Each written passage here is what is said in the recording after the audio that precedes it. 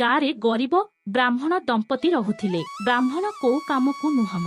ଘରେ ଗୋଟେ ବେଳ ଭଲରେ ଚୁଲି ଜଳୁ ନଥିଲା, କିନ୍ତୁ ବ୍ରାହ୍ମଣଙ୍କ ଚିନ୍ତା ନଥିଲା। ସ୍ତ୍ରୀ ତୁ ଅଛି, ଯେମିତି ଘର ଚଳାଉଛି ଚଳାଉ, ମୋର କଣ ଯାଉଛି। ବ୍ରାହ୍ମଣୀ ମଧ୍ୟ ବହୁତ ଚାଲାକ ଥିଲା। ଯେମିତି ସେମିତି ଘର ଚଳାଉଥିଲା, କିନ୍ତୁ ଖାଲିରେ କେତେ ଦିନ ଘର ଚଳାଇବ। ଦିନେ ବ୍ରାହ୍ମଣକୁ କହିଲା, ଆଉ ଏମିତି ଚଳିବନି। ସ୍ତ୍ରୀ ଲୋକଟିଏ ମୁଁ କଣ କରିବି, ଯେବେ ଯାଏ ତମେ ରୋଜଗାର ନ କରିଛ, ଆମେ ଭୋକ ଶୋଷରେ ମରିବା। ମୁଁ ତ କେବେ କିଛି କାମ କରିନି, ପିଲା ବେଳୁ ବସିକି ହିଁ ଖାଇଛି। ମତେ କିଛି କାମ ଜଣା ନାହିଁ, ମୁଁ କଣ କରିବି। ଆଚ୍ଛା ହଉ, ମୁଁ କିଛି କଥା ଲେଖିକି ଦେଉଛି, ତମେ ଯାଇ ବିକ୍ରି କରି ଆସିବ। ଦୁଃଖରେ ମା, ଧନରେ ପିତା, ନେବାରେ ଭଉଣୀ, ସୁଖରେ ପତ୍ନୀ, ବିପଦରେ ବନ୍ଧୁ, କାଶୀରେ ଉଜାଗର। ବ୍ରାହ୍ମଣୀ ଲେଖିଦେଇ ବ୍ରାହ୍ମଣକୁ ଶିଖାଇଲା। ବ୍ରାହ୍ମଣ ବିକ୍ରି କରିବା ପାଇଁ ଚାଲିଲା। ସେଇ ରାଜ୍ୟରେ ଗୋଟେ ସାଧବ ରହୁଥିଲା। ତାଙ୍କର 7 ପୁଅ। 6 ପୁଅ ମିଳିମିଶି କାମ କରନ୍ତି, କିନ୍ତୁ ସାନ ପୁଅ ଶ୍ରୀମନ୍ତ।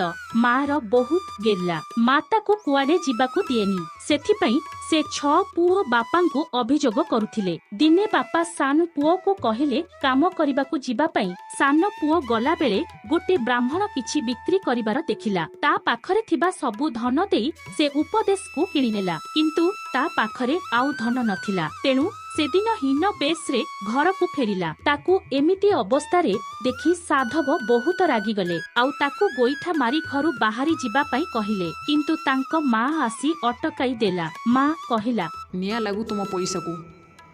ଭୋକରେ ମୋ ପୁଅର ପେଟ ବିକଳ ହେଉଛି। ତୁମେ ତା ଦୁଃଖ ବୁଝିବା ତ ଦୂରର କଥା, ଓଲଟି ତାକୁ ମାରୁଛ। ମା ଏମିତି କହି ପୁଅକୁ ଖାଇବା ପାଇଁ ବସାଇଲା, କିନ୍ତୁ ବାପାର ଅପମାନ ଶ୍ରୀମନ୍ତ ସହି ପାରୁନଥିଲା। ଶ୍ରୀମନ୍ତ ଆଖିର ଲୁହରେ ଖାଇବା ଓଦା ହେଉଥିଲା। ଶ୍ରୀମନ୍ତର ସ୍ତ୍ରୀ ସେଠି ନଥିଲା, ସେ ତାର ମା ଘରେ ଥିଲା। ଶ୍ରୀମନ୍ତ ଶ୍ୱଶୁର ଘରକୁ ଯିବା ପାଇଁ ବାହାରି ପଡିଲା। ସେ ଗଲା ବେଳେ ରାତି ହେଇଗଲା। ସେ ଶ୍ୱଶୁର ଘରେ ପହଞ୍ଚି ଘର ପଛପଟ ଗୁହାଳ ବାରଣ୍ଡାରେ ଶୋଇଗଲା। ସକାଳୁ ଯେତେବେଳେ ଚାକରାଣୀ ଗୁହାଳକୁ ଆସିଲା, ସେ ଶ୍ରୀମନ୍ତକୁ ଦେଖି ଚୋର ଚୋର କହି ପାଟି କଲା। ସବୁ ଆସି ଦେଖିଲେ ଜ୍ୱାଇଁ ଆସିଛନ୍ତି। ସଙ୍ଗେ ସଙ୍ଗେ ସ୍ତ୍ରୀକୁ ଡାକିଲେ, କିନ୍ତୁ ଶ୍ରୀମନ୍ତକୁ ଏମିତି ଅବସ୍ଥାରେ ଦେଖି ତା ସ୍ତ୍ରୀ ରାଗରେ ଜଳିଲା। ସେ କହିଲା, ଘୋଡ଼ା ନାହିଁ, ପାଲିଙ୍କି ନାହିଁ, ସୁନା ଅଳଙ୍କାର ନାହିଁ, କେମିତି ଅବସ୍ଥାରେ ଆସିଛ ତମେ? ମୋ ବାପା ଭାଇଙ୍କ ସାମ୍ନାରେ ମୋ ଇଜ୍ଜତ ରହିବ ତ? ଏମିତି ଭିକାରୀ ଭଳି ଆସିଗଲ ମୁହଁ ଦେଖାଇବା ପାଇଁ? ମୁଁ କଣ କୁହନ୍ତି, ସ୍ତ୍ରୀ ସୁଖ ଦୁଃଖର ସାଥୀ, କିନ୍ତୁ ମୋ ସ୍ତ୍ରୀ ସାଥ ଦେବା ତ ଦୂରର କଥା, ମୋର ଏତେ ଅପମାନ କଲା। ବ୍ରାହ୍ମଣ ସତ କହିଥିଲେ, ସୁଖରେ ହିଁ ପତ୍ନୀ। ଏମିତି ଭାବି ଶ୍ରୀମନ୍ତ ସେମିତି ଅବସ୍ଥାରେ ଆଗକୁ ବଢିଲା। ସେ ଭାବିଲା, ଭଉଣୀର ଶାଶୁଘର ବହୁତ ଧନୀ, ଭଉଣୀ ମୋତେ ସାହାଯ୍ୟ କରିବ।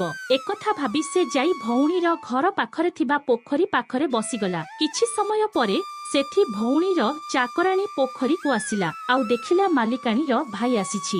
ସଙ୍ଗେ ସଙ୍ଗେ ଯାଇ ମାଲିକାଣୀକୁ କହିଲା। ଶ୍ରୀମନ୍ତର ଭଉଣୀ ସଙ୍ଗେ ସଙ୍ଗେ ସେଠାକୁ ଆସିଲା, ଆଉ ଭାଇଙ୍କୁ ଏମିତି ଅବସ୍ଥାରେ ଦେଖି କହିଲା, ଏମିତି ଅବସ୍ଥାରେ ଆଉ ଖାଲି ହାତରେ ଏଠି କଣ କରୁଛୁ? ଶାଢ଼ୀ ନାହିଁ, ଗହଣା ନାହିଁ, ଏମିତି ମୋ ଶାଶୁ ନଣନ୍ଦ ଦେଖିଲେ ମୋତେ କଣ କହିବେ? ଯୋଉଦିନ ଭାର ନେଇ କରି ଆସିବୁ, ସେଦିନ ଘରକୁ ଆସିବୁ। ବାଡ଼ିପଟ ଗୁହାଳରେ ଶୁଖିଲା ରୁଟି ଦେବି, ଖାଇଦେଇ ଚାଲିଯା। ଶ୍ରୀମନ୍ତ ଭାବିଲା, ବ୍ରାହ୍ମଣ ସତ କହିଥିଲେ। ନେବାରେ ଭଉଣୀ, ଯେତେବେଳେ ମୋ ପାଖରେ ଧନ ଥିଲା, ମୋ ଭଉଣୀ ମୋର କେତେ ସମ୍ମାନ କରୁଥିଲା। ଏମିତି ଭାବି ସେ ପୁଣି ଆଗକୁ ବଢିଲା। ନଦୀ, ପାହାଡ, ଜଙ୍ଗଲ ଚାଲିଲା ପରେ ସେ ଗୋଟେ ସହରରେ ପହଞ୍ଚିଲା। ସେତେବେଳେ ସେ ରାଜ୍ୟର ରାଜକୁମାର ସେଇ ବାଟରେ ଯାଉଥିଲେ। ସେ ଅଟକି ଯାଇ ଶ୍ରୀମନ୍ତକୁ ରାଜମହଲକୁ ନେଇଗଲେ, କାରଣ ରାଜକୁମାର ଶ୍ରୀମନ୍ତର ପିଲାବେଳ ସାଙ୍ଗ ଥିଲେ। ଶ୍ରୀମନ୍ତକୁ ପିନ୍ଧିବାକୁ ନୂଆ କପଡା ଦେଲେ, ରାଣୀ ଖାଇବା ପାଇଁ କ୍ଷୀରି, ପୁରୀ, ଲଢୁ, ଏମିତି ବହୁତ କିଛି ଦେଲେ। ପୁରା ରାତି ରାଜକୁମାର ଆଉ ଶ୍ରୀମନ୍ତ କଥା ହେଇ ବିତେଇ ଦେଲେ। ସକାଳେ ରାଜକୁମାର କହିଲେ, ଅଧା ରାଜ୍ୟ ନେଇଯାଅ, ଆଉ କୁଆଡେ ଯାଉନି ନାହିଁ ସାଙ୍ଗ, ମୋର ରାଜ୍ୟ ଦରକାର ନାହିଁ। ତମେ ସମସ୍ତଙ୍କ ସାମ୍ନାରେ ଗୋଟେ ଭିକାରୀକୁ ସାଙ୍ଗର ପରିଚୟ ଦେଲି, ମୋ ପାଇଁ ସେତିକି ବହୁତ। ତମେ ଜଣେ ରାଜା, ଆଉ ତମ ଭଲ ପାଇବା ଆଉ ବନ୍ଧୁତା ମୋତେ ମଧ୍ୟ ରାଜା ବନାଇ ଦେଲା। ଏମିତି କହି ଶ୍ରୀମନ୍ତ ସେଠୁ ବିଦାୟ ନେଲା। ରାଣୀ ଶ୍ରୀମନ୍ତ ପାଇଁ କିଛି ମିଠା ଦେଇଥିଲେ। କିଛି ଦୂର ଗଲା ପରେ ଶ୍ରୀମନ୍ତକୁ ଭୋକ ହେଲା। ସେ ଗୋଟେ ଗଛ ପାଖରେ ବସି ମିଠା ଖାଇବାକୁ ଲାଗିଲା, କିନ୍ତୁ ହଠାତ୍ ସେଥିରୁ ସୁନାର ଟଙ୍କା ତଳେ ପଡିଲା। ଶ୍ରୀମନ୍ତ ଜାଣିଗଲା ଯେ ଏ ରାଣୀଙ୍କ କାମ। ସେ ମନେ ମନେ ରାଣୀଙ୍କୁ ଧନ୍ୟବାଦ ଜଣାଇଲା। ଆଉ ସେ ସୁନା ଟଙ୍କାରୁ ସେ କିଛି କପଡ଼ା କିଣି ବାବାଜୀ ହେଇଯାଇ କାଶୀରେ ରହିଲା। କାଶୀ ରାଜ୍ୟର ରାଜକୁମାରୀ ବହୁତ ସୁନ୍ଦର, କିନ୍ତୁ ଦୁର୍ଭାଗ୍ୟ ଯେ ସେ ଯାହାକୁ ବିବାହ କରୁଥିଲେ ସେ ମରିଯାଉଥିଲେ। ସମସ୍ତେ ରାଜକୁମାରୀଙ୍କୁ ଅଶୁଭ କହୁଥିଲେ, କିନ୍ତୁ ସତ କଥା କେହି ଜାଣି ନଥିଲେ। ସତ କଥା ହେଲା, ରାଜକୁମାରୀ ଦିନେ ଗାଧୋଇବା ବେଳେ ଗୋଟେ ପଦ୍ମ ଫୁଲ ଶୁଙ୍ଘି ନେଇଥିଲେ, ଆଉ ସେଥିରେ ଥିବା ଛୋଟ ସାପଟିଏ ତାଙ୍କ ନାକକୁ ଚାଲିଗଲା। ରାତିରେ ରାଜକୁମାରୀ ଶୋଇଗଲା ପରେ ସାପ ବାହାରକୁ ଆସେ ଆଉ ସକାଳେ ପୁଣି ନାକ ଭିତରକୁ ଚାଲିଯାଏ। ରାଜକୁମାରୀଙ୍କୁ ଯିଏ ବିବାହ କରୁଥିଲା ସାପ ତାକୁ ମାରି ଦେଉଥିଲା। ଦିନେ କାଶୀ ରାଜା ରାଗରେ କହିଲେ, କାଲି ସକାଳେ ଯାହାକୁ ପ୍ରଥମ ଦେଖିବ ତାକୁ ରାଜମହଲକୁ ନେଇ ଆସିବ। ସେ ମୋ ରାଜକୁମାରୀକୁ ବିବାହ କରିବ। ରାଜାଙ୍କ କଥା ଶୁଣି ସୈନିକ ଚାଲିଗଲା। ଆଉ ସକାଳେ ଯେତେବେଳେ ଶ୍ରୀମନ୍ତକୁ ସାଧୁ ବେଶରେ ପ୍ରଥମେ ଦେଖିଲା, ସୈନିକ ଶ୍ରୀମନ୍ତକୁ ରାଜାଙ୍କ ପାଖକୁ ନେଇଗଲା। ସାଧାରଣ ଭାବେ ବିବାହ ସମାପ୍ତ ହେଲା, କିନ୍ତୁ କେହି ଖୁସି ନଥିଲେ। ରାତିରେ ରାଜକୁମାରୀ ଶୋଇଗଲା, କିନ୍ତୁ ଶ୍ରୀମନ୍ତ ଶୋଇଥିଲା। କାରଣ ବ୍ରାହ୍ମଣଙ୍କ କଥା ତାର ମନେ ଥିଲା। କାଶୀରେ ଉଜାଗର ମଧ୍ୟରାତ୍ରିରେ ସାପ ବାହାରିଲା। ଘରେ କିଛି ସମୟ ବୁଲିଲା ପରେ ଶ୍ରୀମନ୍ତକୁ ମାରିବା ପାଇଁ ଗଲା। ଶ୍ରୀମନ୍ତ ସାପକୁ ସଙ୍ଗେ ସଙ୍ଗେ ମାରିଦେଲା।